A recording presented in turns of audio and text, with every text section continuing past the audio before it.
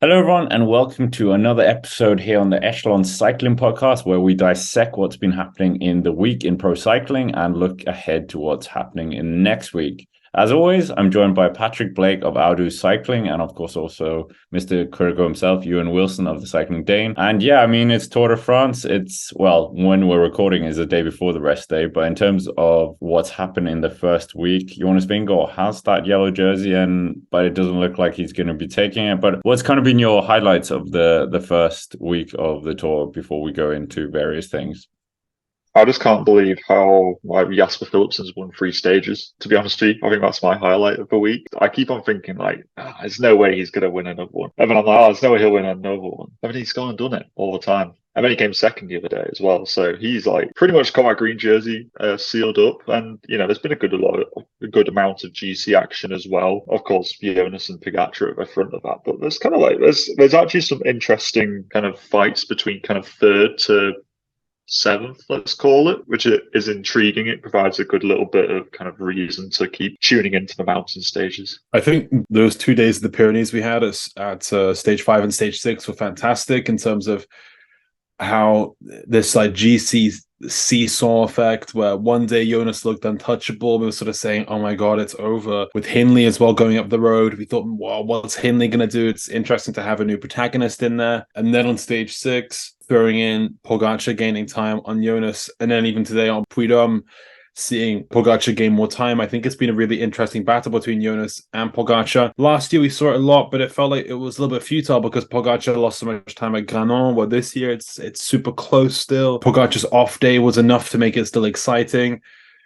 And yeah, I mean, in a first week of a Tour de France, I don't think we've had this much GC action at least in my viewing experience of the Tour de France. It's been remarkable. When you think about it, like the Sky area was pretty boring in this kind of week. It would be kind of be safe throughout the week, and then on the mountain stage, take the yellow jersey and then just fight off Contador or whoever. But I mean, I think, yeah, the first thing we're going to start about is Tadej Pogačar. Obviously, we'll get to Mark Cavendish as well, because that was a big shame for Mark Cavendish fans, British fans, whatever.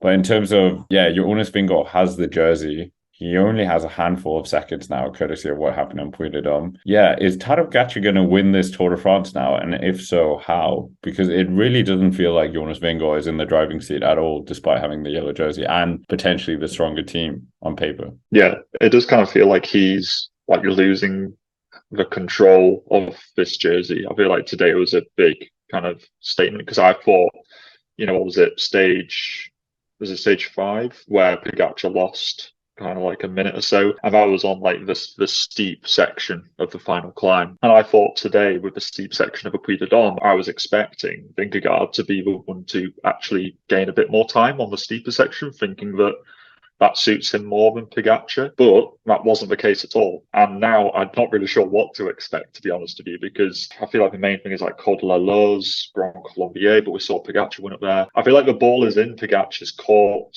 You and I both put our names next to Pogačar to win this race, so it feels good that he's not just out of a race already. I think that he's going to keep chipping away, to be honest with you. I'm not sure if there'll be a huge kind of Glanon style raid from Pogačar's end, just because I'm not sure if his team have the capabilities to get a guy in a break and stuff like that. They don't have that Wout van Aert kind of jack of all trades. I mean, they probably do, but not to the extent of Wout van Aert. Wout van Aert will be there as well. So I don't see them doing something like that. I think it'll just be a slow whittling down process, mountain by mountain. Maybe he'll crack Vingegaard a bit more and gain 30 seconds back. But then again, we saw the counter punch. Maybe Vingegaard takes 30 seconds back. I feel like it's completely up in the air how it's going to go. And I think that's the best place for the race to be right now, is that it's got a lot of intrigue still. Yeah, I mean, it's pretty open, 17 seconds. And we've had one day where Vingegaard is brilliant, and then 2 days where Pogačar's been good, but not sort of gaining over a minute, which does leave things in the balance. Grand Colombier definitely suits Pogačar. If that Beaujolais stage is ridden hard, Pogačar could be in the mix as well. Similarly, at the weekend, we have that stage 2 Morzine at Jouplan. Don't quite know how that'll go. Then the day after, the Saint-Gervais-Mont-Blanc. I think that will probably suit Pogačar a little bit more. It's a shorter climb. But I think for Jumbo, they have to try to plan something big for the Col de la Loze stage. That's probably how Jonas wins this. But Pogačar looks like the stronger of the two all round at the moment. We've always known that Vingegaard is a little bit better in those harder, longer, and tougher sort of climbs. That's where Col de la Loze, I think, will play a really key part. But last week on the Tourmalet, Pogačar was still there, even when Jumbo-Visma threw everything onto that climb. Satellite riders will be important in the next week, with Van Aert in particular, but how tired is Van Aert? Stages 10 and 12 are brilliant chances for Van Aert to get a stage win. How much is he going to invest in that before we hit the mountains at the weekend? They'll be frustrated as well, given the disappointment of Wout van Aert missing that stage win in this first week, given how many chances there were for him to get one. And I still feel like UAE, they haven't done much. Mike is looking really good. I mean, he hasn't been quite climbing up there with the best, but he comes across the line looking fresh as anything, whilst Kuss and Kelderman and so forth are looking a little bit cooked when they come across the line. Golschartner's looking good, but just waiting for those key moments. I really think UAE are going to pounce into that final week and turn around this Tour de France, particularly on that TT. I think Pogačar gains maybe 20, 30 seconds on Jonas there, at least. I think it was such a big mistake, like you said, and how much they've invested into the Wout van Aert project. Was that the reason why the team potentially was knackered in the Puy de Dôme stage? We'll never know. But yeah, UAE just doesn't have that dual focus. Okay, they won with Adam Yates, which was an amazing bonus, but it's all in for the Pogačar show. So yeah, it's and they don't have a Roglic either. So it's But UAE have a Yates. I know he's trying to get top 5, but I thought he was all on board Pogačar. It's co-leadership, but we don't quite know where the co-leadership thing is coming. They also joked about the co-leadership thing on the UAE behind the scenes video. I wasn't sure if it was like a sort of we weren't expecting it, but let's be co-leaders. Maybe it's all just a ploy for Adam Yates to be used later on in this race as a toy for Jumbo-Visma. Jumbo-Visma have been looking pretty good so far in the mountains, but it's very good in the mountains. Sepp Kuss is great. Kelderman's been looking good as well. A little bit underwhelming, say, on Puy de Dôme, used a little bit earlier than I would have imagined, but Jumbo are predictable. We could read 100% what was happening on that stage to Cotteret. They tried to just pull off what they did at Granon and Otakam last year. Pogačar had the likes to follow. Even though the tactics there were perfect. On Puy de Dôme, we kind of knew what was going to happen. Jumbo-Visma were going to set the pace high, try to challenge Pogačar. Because of that steep finale, it really suited Jonas, given how he really attacked the Marie Blanc last week. So Jumbo, they need to do something remarkably different to last year, because at the moment, UAE are waiting because they know, well, Jumbo are going to do the work. Let's let Jumbo do it, because they're just going to try and pull off what they did last year. That's why I feel like in that last week of racing, Jumbo-Visma might be running out of fresh ideas and UAE just cruise home with Pogačar in yellow. Yeah, I agree. Going back to a Wout van Aert thing, because I think that is I think you're right. He's missed quite a few chances now for his fault or somebody else's or just whatever, that's going to start playing on him, where he's like, I don't know, he's just got this desire where every tour he needs to at least win a stage or something. And, it's going to get to a point where it's like, is he going to let this go, or is he going to keep going all the way until the end? I mean, he has won on the Champs-Élysées before. I'd say that, that's always a possibility once more. But, he definitely seems to have let go of this green jersey ambitions. Maybe that's team orders or whatever, or whether he just can't be bothered with it again, or World Champs is playing into it as well, being fresh and whole other things. But yeah, Wout is kind of running out of opportunities, and I think you're right about Jumbo are relatively predictable in how they ride. I think that surprise of the Granon stage, that isn't an element in there this year. UAE are very alive to that threat. They were very alive to the Tourmalet. And yeah, like you're saying, and I think, most people who watched the tour last year and the Netflix documentary probably thought, they're going to try something else on this stage. And it didn't work out. And as a matter of fact, it backfired because they ended up losing time. So I feel like Jumbo might, like you say, get a bit more and more desperate as to like, how the hell do we do this? Do we just attack with Jonas and just go full gas? I think Pogačar is almost mentally winning the tour right now, despite the fact that he's not actually winning the tour. 100%. I think the vibes in UAE so much better. I know. Like we talk about what's per kilo and all this kind of like jargon, but sometimes vibes are like important for a team. Some real ciclismo coming out, and I think UAE, the vibes are so much more chill there. The Pogačar's already won 2 Tours de France. He's been building back. He's still got this wrist injury, but he's coming back from. Yeah, I mean, he didn't wear his brace, like the bandage thing today, which is the first time in a week. I think first time I've noticed it. He might have not worn it on stage 8 or whatever. He was like, I'm going to go for the sprint on stage 8, and he did it. He's outside the team bus playing basketball with Bas Tietema. He's joking around with the press about croissants. Like it's just so chill. Pogačar's so chill at the moment. Where Vingegaard is getting like battered by Andy Schleck and L'Equipe, who called him arrogant and shy.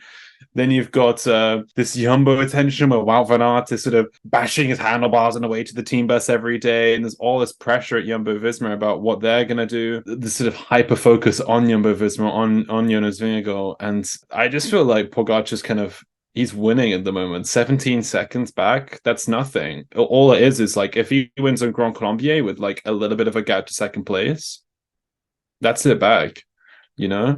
It's not that big of an advantage, and the vibes, I mean, Jumbo will be pissed. Like if they like do everything correctly, they'll be pissed.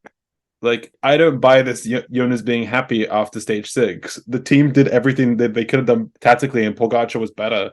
Yeah, they might feel a bit defeated, but like they'll be pissed because the tactics were pretty good. Whereas UAE are just like, meh, we did nothing and we got time. And like all their riders have been resting over the past 4 days, pretty much. Yeah, it's so silly. I think also Jumbo-Visma have so much pressure on their shoulders because of that near perfect Tour de France they had last year, winning 3 jerseys, winning so many stages. I think the only way is down for them after that. They also have that limited edition merchandise line that they're ready to release after the Tour de France. The hashtag Ride Your Dreams t-shirt. The tonus to like say it's like 2 Tour de France's or whatever. Like that's great. Trademark that one. Wow, that is ballsy. That's pretty ballsy. We can buy it. We can buy it 50% off afterwards. What? Because I've only got one. Yeah, exactly. They literally had limited edition pink shoes ready to come out the day after Roglic won the Giro. They had the full Roglic merch. He was flown to the Netherlands like 2 days after the Giro to do like his like a press loop on Dutch TV. And like the whole victory lap we had last year with Jumbo-Visma did come across as arrogant. Maybe they got the same kind of thing this year ready with all the merch and stuff ready to roll out. They'll be annoyed if they don't win. We should watch out because we get quite a few comments saying that we're Jumbo-Visma bashing. We're just reporting what we're seeing. Yeah, exactly. The momentum people, it's with UAE. They are just It's true. They are just playing it cool. Yeah. The pressure's on Jumbo to make the race. Totally. Jumbo are trying to make the race, and Pogačar's just mugging them at the line, and it's going to get to them. They're going to start getting frayed at the edges. Too many goals as well. We might as well move on to the next kind of thing. Obviously, Mark Cavendish crashing was a big story. It kind of almost took the shine away from Mads Pedersen's victory on stage 8. But how do you kind of feel about this? Well, Mark Cavendish, do you think he's going to do another year? That's kind of the rumors going around. But do you also think now that the Merckx Cavendish record might not get broken by a rider? And if yes, who? And if yes, why will Pogačar break it? Okay, firstly, let's tackle the Cavendish retirement year-long question. So Cavendish announced during the Giro d'Italia that he would be retiring at the end of the year, says he wants to spend more time with his family and spend more time on sort of real life. That was before the Tour de France with the aim of I will try to go for that stage win and end my Tour de France career on my own terms. Now that hasn't happened. He's crashed out. There was an interview with Alexander Vinokurov in L'Equipe published where Alexander Vinokurov said, we would like to take Cavendish on for another year. We want to make this dream come true to get that 35th stage win. Cavendish hasn't really responded to this or hasn't really said anything about staying on for another year or not. I think on personal level, he sacrificed so much to probably be there for another year, and he said he wanted to be there for his family and so forth. And maybe he's booked a holiday for July next year. Who knows? It would be a huge sacrifice for him to do that, but he is also a sportsman, a real winner who wants that sort of drug. It's like, well, that stage-winning drug. You want to get to that 35th Tour de France stage. I'm going to say something quite radical. I like the fact he shares it with Eddie Merckx. I don't necessarily want him to break the record. I agree with that, because they come to the top of that record from different ends, and but I think you're right. He is very competitive, and but you're right. Like, it's not just that he just turns up to the tour. He has to do all the prep. He has to do the preseason training. He has to do all this just to get there. And if he's getting beaten by Jasper Philipsen, it's another year added to his career. How old is he now? 38, 39. So, yeah. But he was so close to beating Jasper Philipsen. Yeah. He was so close. And think about that next year, and with more arrivals, Jake Stewart, for instance, moving to Astana, and maybe a stronger sprint train, a more well-drilled sprint train, that could push him to really come back. But it's up to him. I don't know if we entertain the idea of him staying for another year, given that he's already publicly announced his retirement. It would be like a great PR thing again, then do it again at the Giro, announce the retirement, and then get a whole heap. That's just the thing now, just to get like... What if he crashes out the Tour de France again? Ooh. Oh, God, imagine. It wouldn't even be like out of the question. Oh, that would be so bad. He has looked better at his tour, though. I'm not sure if that is because of like Renshaw, whether that's just like a placebo. But Cavendish has been doing better. I'm not sure whether Astana as a team are doing better. They do seem to be positioning better, right? Case Ball, I think, has done a lot. That's true, but like, what about with 6 other people? Yeah, I mean, David de la Cruz has not done much. Alexei Lutsenko, our favorite here on the Echelon podcast. He finished top 10 today. Yeah, he's not been having a great first week. Alert. I hope he knows that he's a podcast favorite. I'm not sure. He's just a meme. That's what he is. I don't know. I feel like I honestly just don't know. A part of me thinks that he's probably just gonna sack it off and just be like, no, I'm retiring anyway. I feel like he'll probably end up just retiring. I think that he was always kind of like, oh, I don't care about the record. But then he's come here trying to get the win. So obviously he does care to some extent. But I don't know whether he's just going to have like a change of heart and just be like, you know what? I'm sharing the record. It'll stand for probably like a decade at least more. And he's very happy with that. I think I would be if I was in his shoes. So I think he'll just commit to the retirement personally. I think it also adds just another like layer to the pathos of Mark Cavendish, of like, he came back after that brilliant 2021 Tour de France, and we thought, oh, maybe he can win it again. And then with that crash in the end, he's always sort of had this level of heartbreak in his pathos, crashing out in Harrogate in 2014 in front of the home crowds in the United Kingdom. In 2017, crashing out in Vittel when Sagan sort of edged him to the barriers and he came down then, and crying at Cairns Wevelgem in 2020, thinking that was the end of the road. I think with Cavendish, it always has been this sort of level of heartbreak and being on the edge of our seats, wondering, where is this story going to go to next? And maybe we'll look back in this in 5 years' time and think, wow, that was kind of, it added to the narrative, added to the power of Mark Cavendish as well. Still has the record as well. It's just shared with Eddie Merckx. So yeah, like you said, I think it's fine. I think it just adds to the record that is 2 of the biggest riders in history. The greatest rider of all time, Eddie Merckx, and the greatest sprinter of all time, Mark Cavendish, shares this record. Sharing of old and new as well, where Eddie Merckx was in an era where he could win a mountain stage, a hill stage, a sprint, whatever. And Cavendish was in this hyper-specialized modern era where you have a sprinter, which didn't really exist in the 1960s. Whereas Cavendish has just absolutely nailed the art of sprinting, which has become such an important aspect of modern pro cycling. So Tadej Pogačar winning it. He's on 10 right now. Patrick, do you think he's going to beat it? He's 24 years old? Yeah. I reckon he can. 3 stages at a tour. I reckon he can do it. On average, doesn't he win like 3 stages every tour? That's pretty much like on average. So let's say he does that for the next 10 years, he's easily beaten it.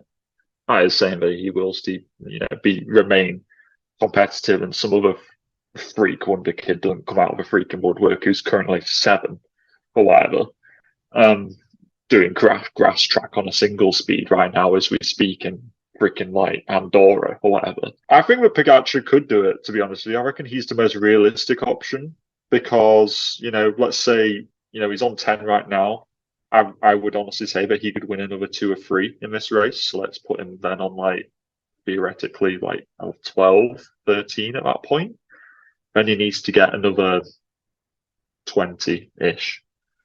And I'm like, just 20.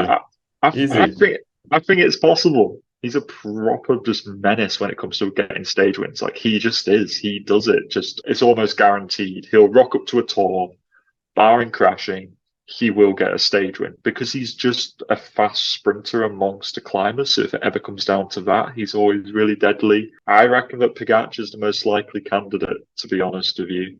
However, if he goes to the Giro, Juan Ayuso exists as well. Or so get Juan Ayuso going.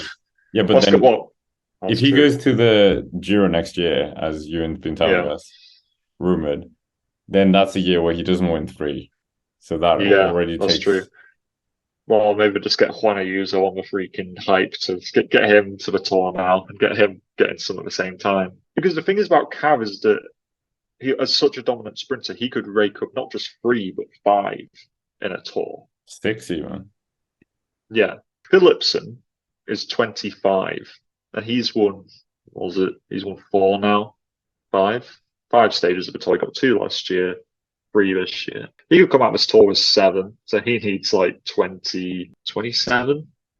That's a bit of an ask, actually. To remain as such a dominant sprinter and win, like he would have to win 5. He'd have to do basically what he's done this year for the next 5 years, which is a bit of an ask. I reckon you got to get some other crack sprinter, like an Olav Koy, who, I'm gutted that he re-signed with Jumbo. I reckon he could have done it. He could be the dominant sprinter, but other dominant sprinters get so squashed in their kind of younger years, whereas Cav at such a young age was already winning. So it's kind of hard, I guess, for a pure out-and-out sprinter to have that Cavendish level dominance. But I think it's Pogačar, unless I'm forgetting somebody. Agree, Pogačar, but for him, I think he'll care more about getting 6 Tours de France than getting the Merckx record. Well, Merckx and Cavendish record. I think 14 stages is how much Cavendish had when he was Jasper Philipsen's age. Thereabouts. Yeah. So Philipsen's already needs to catch up. Cavendish also went until an old age. Yeah, that's true. Like he had a longer shelf life than most sprinters, which is to his advantage. I think it'll be hard to see someone like that. Also, just thinking about Olav Koy, side note, maybe in like 3 years' time, we're talking about like Jumbo-Visma having Vingegaard for the Tour de France, and Olav Koy is the new like spanner in the works. He's like the new Wout van Aert of Jumbo-Visma in the future. This is why I was so gutted. I can kind of understand why I re-signed, but honestly, it would have been so cool. Like, I was Caleb Ewan, really like the last real big hype sprinter that we had coming through. Like, do you remember him in the first days where he was proper over the wheel? I remember so much hype about him coming out of like under 23, but it feels like a long time since we've had pure sprinter hype about some person coming out of under 23, just like. Lee? Lee's probably got it now. But like, he's not like the pure sprinter. He's that classic style sprinter. He's like a Christoph from back when. I mean, Philipsen was pretty hyped in 2019. He was like a kid when he won his first World Tour race. That's true. Yeah. And Jakobsen has, if you look at Fabio Jakobsen's record, he has like one of the highest amount of race wins before the age of 23. I mean, I know he's crashed this year, but at the Tour, he's got like one stage. He's been poo-poo. It's like Soudal Quickstep. He just like the Tour's just not his place. Like he absolutely smashed the Vuelta a couple of years ago. But like, and do you know why? Why?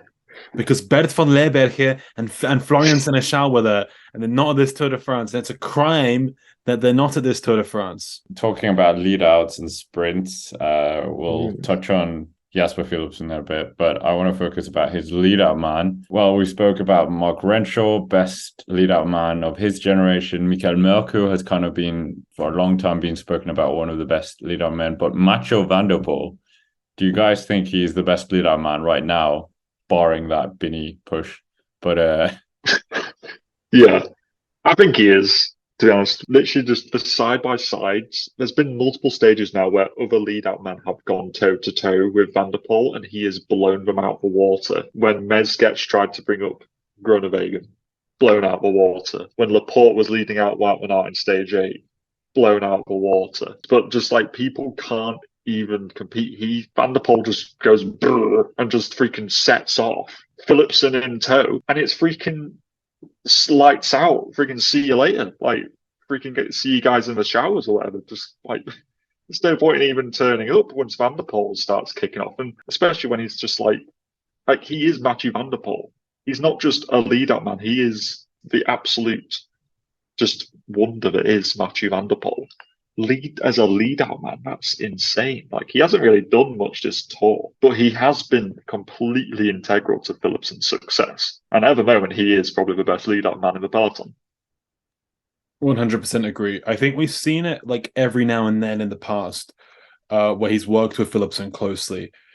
And I mean, even Merlier as well, when Merlier used to be at Alpecin-Deceuninck, their first ever Tour de France stage win. Who did the great lead out there? Mathieu van der Poel in that crazy day into Pontivy where there were crashes left, right, and center. This Tour de France, he's been there powering away. Every time he puts in that sort of thermo-biblical, whatever you want to call it, attack, we know that he's got this insane power that just nobody else can respond to. And we see that here on these lead outs of the Tour de France. Without Mathieu van der Poel, I don't think Jasper Philipsen would have podiumed 4 stages. He was still there at Limoges when Philipsen was just outgunned by Payson in the end based on that raw power in the uphill sprint. But Alpecin-Deceuninck could win another 2, maybe 3 stage wins of this Tour de France. Philipsen, I think he might even break a Sagan green jersey record. He's also good on hilly sprints. So if, for instance, that stage to Issoire or the Beaujolais stage, maybe not the Beaujolais stage, but the stage to Issoire comes down to a bunch sprint or reduced bunch sprint, Philipsen will be there.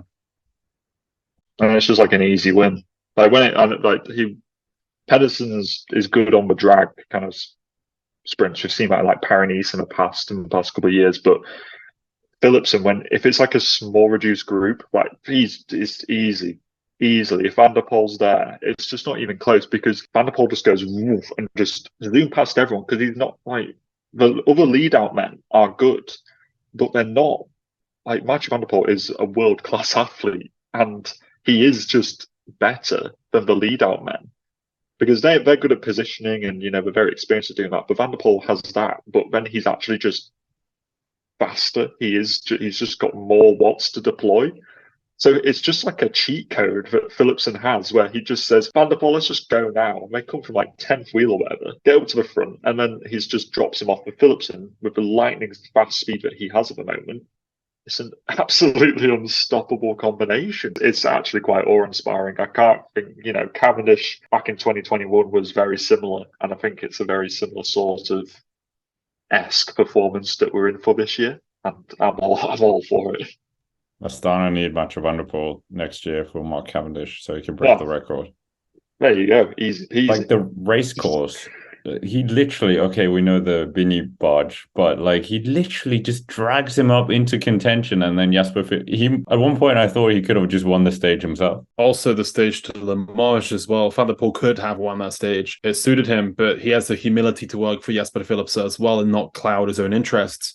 Pushing all the way to the end, he locked Wout van Aert out of that in a way which I thought was quite sort of poetic if you want to read into the cyclocross rivalry there, where Laporte is doing the lead up through the center and Jumbo was sort of like, oh, no one's going to come around on the left hand side. Van der Poel arrives, Philipsen opens up, Wout is completely locked out of that sprint, and he has to settle for minor placing. So almost every sprint, that Bordeaux one, I think Van der Poel maybe stepped off the gas a little bit too early in that one, even though Alpecin-Deceuninck controlled that final 3 kilometers perfectly with Sinkeldam, with Kraunessen, then with Ricketts, then Van der Poel. But if he is fighting all the way to the end in Paris, Van der Poel on the Champs-Élysées coming out of that final corner on Place de la Concorde, it's going to be a photo for the ages. Yeah, What legit. what does he actually do? Like, because we're used to him like kind of going for a big thing at the Tour or the Giro or whatever. And is he just content with being the lead-out man here and sharing with his teammates glory? He's already done enough this year in terms of victories like Paris, Milan, San Remo. So it's not like he needs a victory.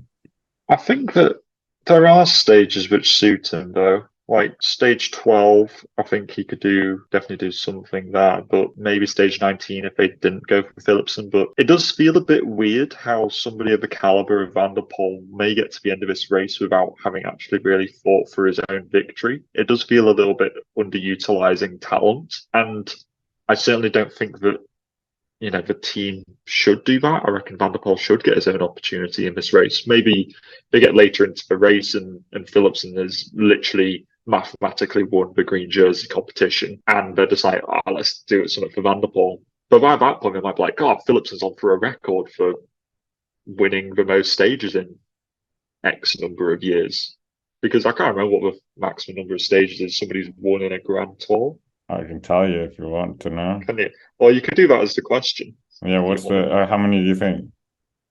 I think it's like 9 or 10. I'll go 10. Ewan? I believe, is it Freddie Mertens? That rings a bell.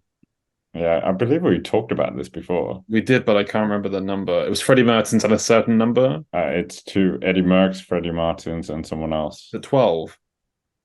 8. Oh, 8. Yeah, God, I was ambitious with 12. How many stage? Right, we have a stage profiles. Could Philipsen break that? Okay, Philipsen could win. So he'd win in Moulin, which is stage 11.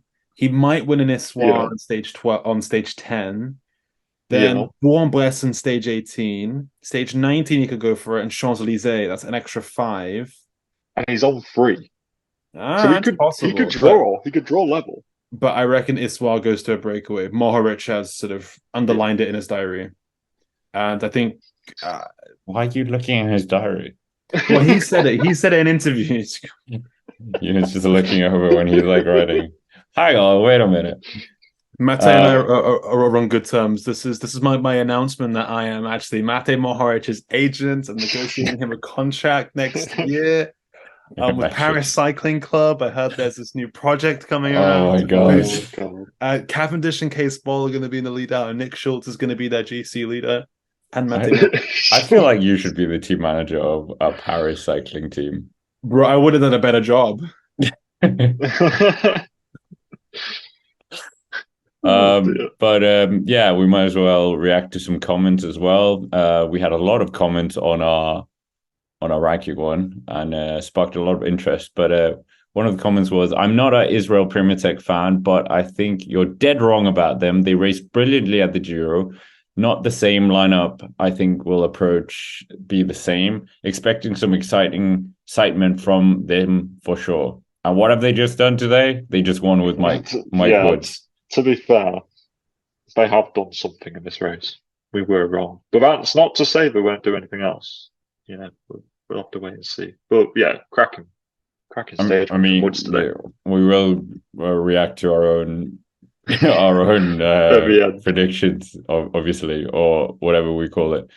But yeah, last week we reacted to the Yates hype as just hype, but I think they're doing quite well still.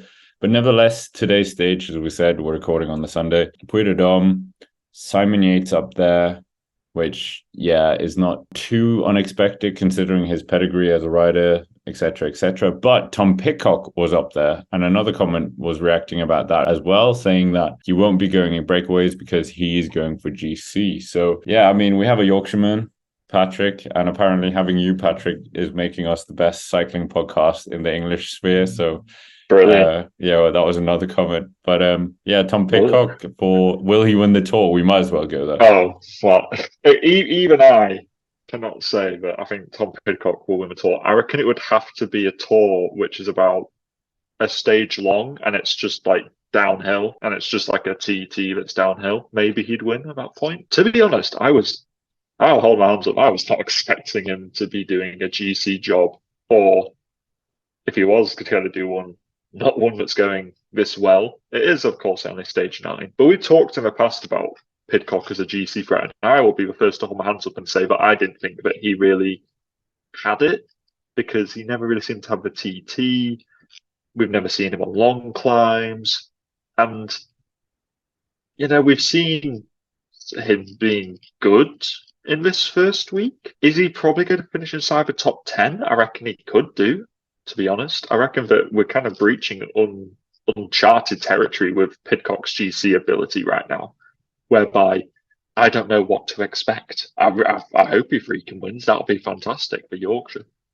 Not UK, Yorkshire. That's just accounting. But yeah, Pidcock in the future. I mean, like even today, Puy de Dôme, thing is, at the end of the day, he got dropped by Pogačar and Vingegaard, which to win the Tour de France, you do kind of have to be competitive against those guys because they do tend to win this race quite a lot, as it turns out. Given that this is his first crack of like a GC, I think there might be more to come in the coming years. We'll wait and see. They do seem pretty all in on the Pidcock project, especially after we were bashing them last week about what the hell are they doing.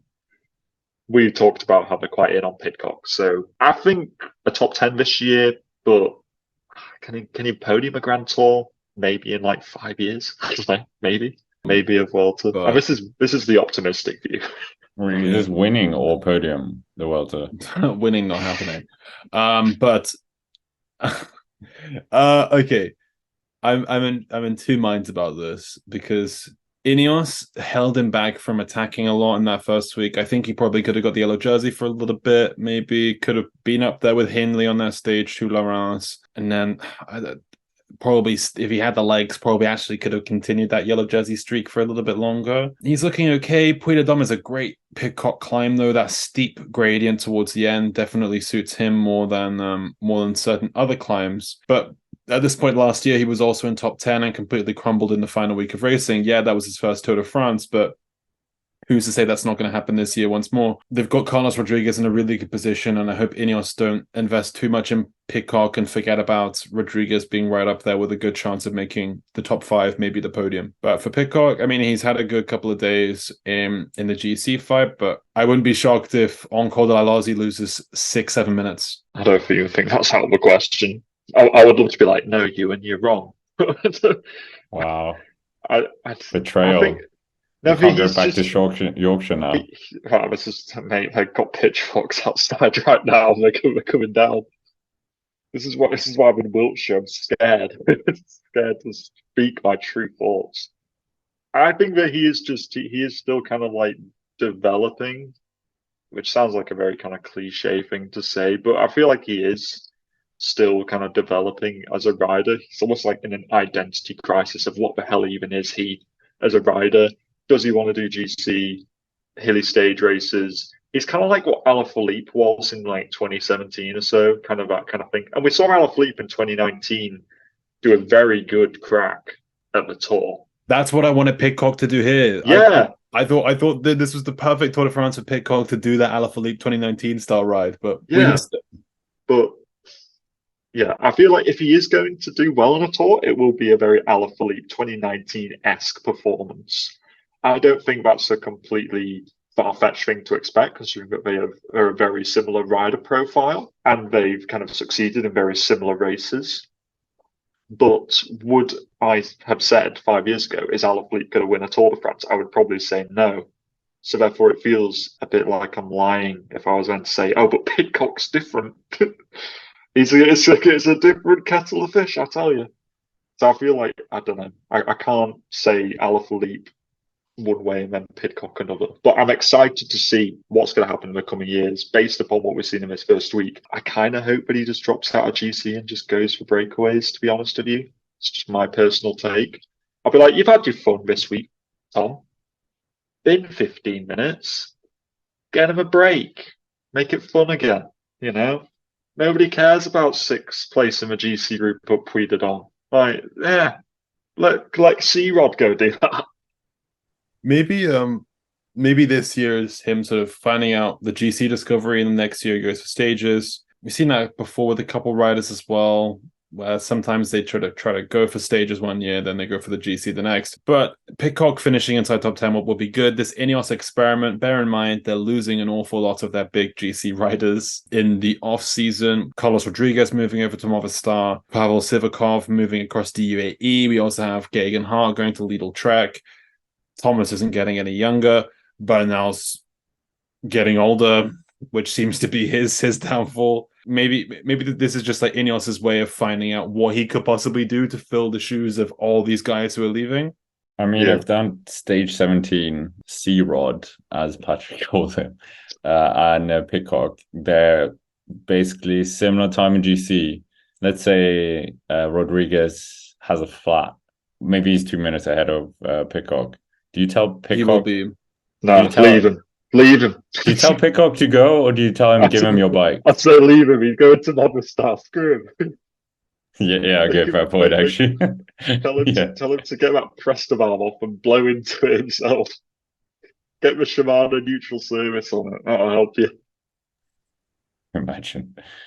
But I mean, nevertheless, we might as well move on. In terms of what was I thinking of? In terms of like the GC with Jide Hindley looking like he's going to take third place. We were saying that third place was going to be quite competitive one, to say the least. And it looks like it is going to be, despite Hindley still having it and having a bit of a buffer. Simon Yates losing time yesterday on stage 8 because of a crash. But yeah, do you still think Jide Hindley is in that prime position for the third place on the podium? It's hard to say because he did lose time today, but I'm not sure about. He looked like, and well, it was like everybody, but Jide Hindley was especially just getting like he basically just had a waterfall, just teammates just pouring water on him. I'm not sure if he was struggling with the heat or something, but he did lose time today, and he especially wasn't able to go with the group of like Pidcock and C-Rod and people, like that kind of selection that happened. And I was quite surprised by that he was dropped quite early. He was also sat up quite close to the front, which I didn't really get. I was like, why are you second wheel? Just calm down, Jai. I feel like he is, he's a guy who we've seen in Grand Tours. He gets really good or declines less in the final week. So I think that we're going to see the better of him in the final week, I would expect.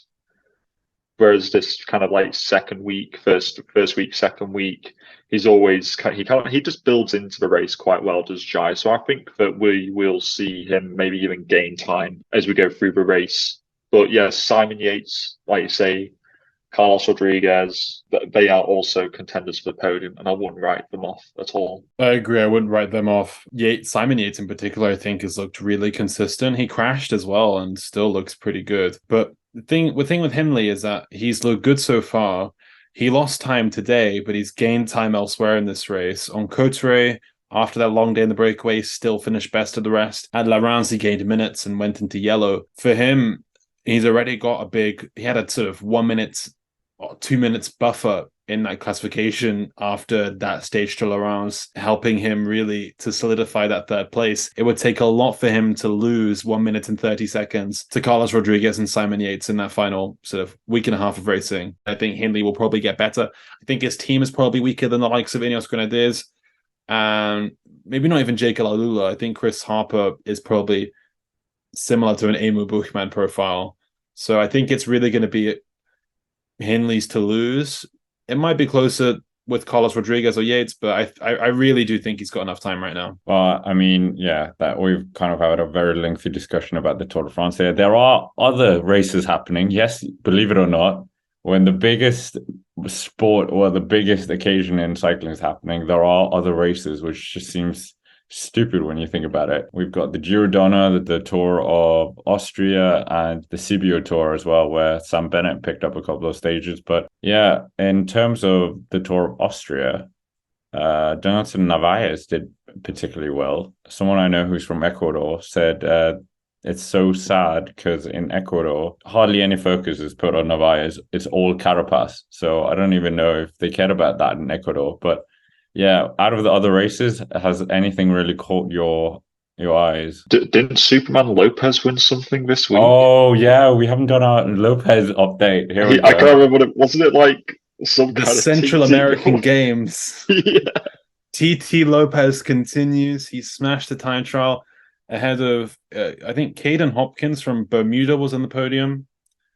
No shade to him. He's on the Total Energy development squad. It would be actually really cool if we had a Bermudan rider in the World Tour or the Pro Continental level. He was actually pretty good. I think he was like 12th in the Commonwealth TT last year. He's not bad. There you go. And he's on the Vendée Super U team, another supermarket squad to look out for. Also, Maxi Schachmann was at Sibiu Tour, which I think says a lot about Maxi Schachmann this year, that he's just missing that mark to be at the Tour de France. This is a guy who really showed so much promise for a while. It's just fallen apart since 2021, since he said he was targeting the Olympics and didn't even finish in top 20. What have they done to my boy?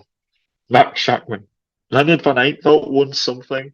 He won a stage of somewhere. Sibiu Tour in Romania. Yeah. I'm still that's good progression. I know he was involved in some weird little thing like a month or so ago. But yeah, that's another one in there. But yes, TT Lopez, unstoppable performance. Yeah, the amount of wins as well this year, as we talked on, it's almost Merxian.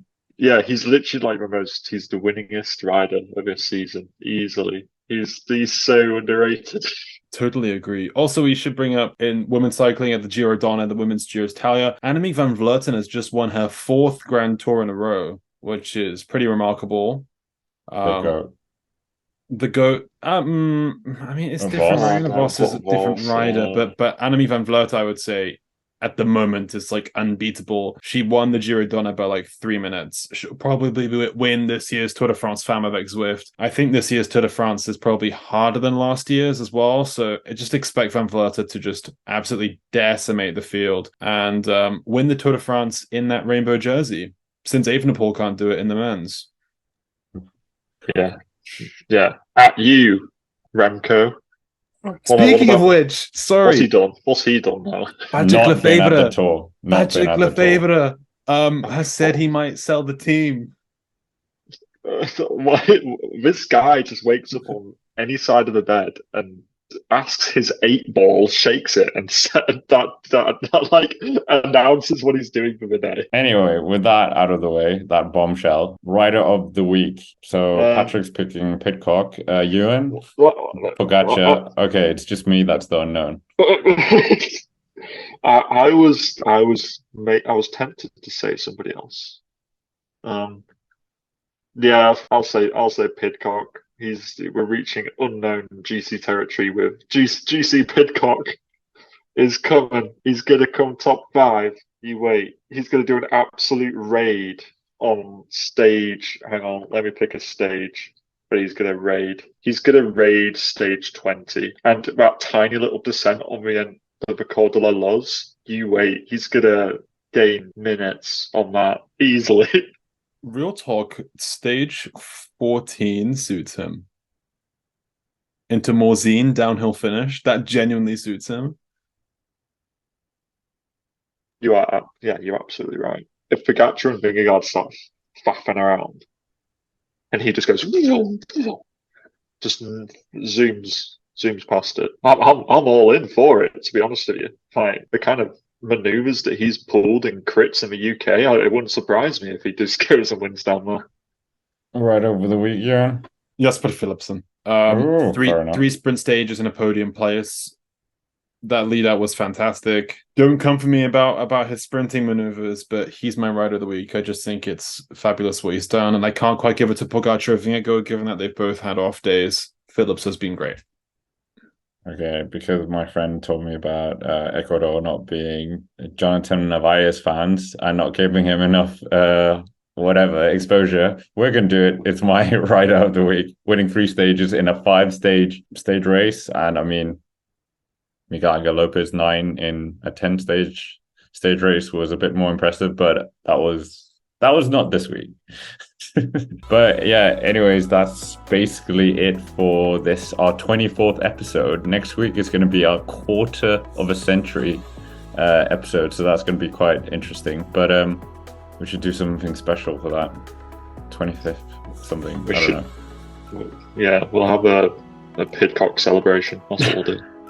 But anyways, make sure to comment down below to get involved in the chat and hit the like button. Subscribe to the channel here on the